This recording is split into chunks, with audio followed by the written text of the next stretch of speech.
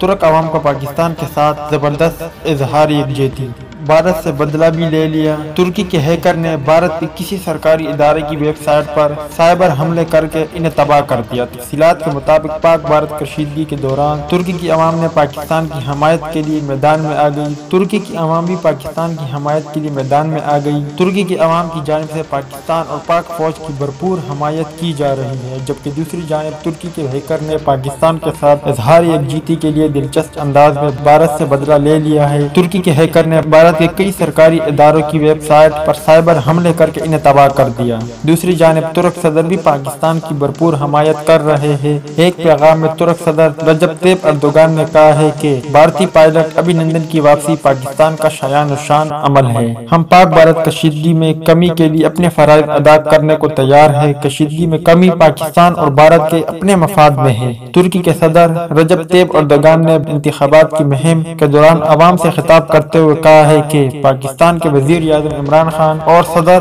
عارف علوی ہے۔ وزیر اعظم عمران خان اور صدر عارف علوی ہے۔ پاک بھارت کشیدگی پر بات ہونی چاہیے۔ ہم پاک بھارت کشیدگی میں کمی کے لیے خود پر عائد فرائض ادا کرنے کو تیار ہے۔ پاکستان کے عمل کی جتنی بھی تعریف کی جائے کم ہے۔ بھارتی پائلٹ ابھینندن کی واپسی پاکستان کا شایان شان عمل ہے۔ کشیدگی میں کمی پاکستان اور بھارت کے اپنے مفاد میں ہے۔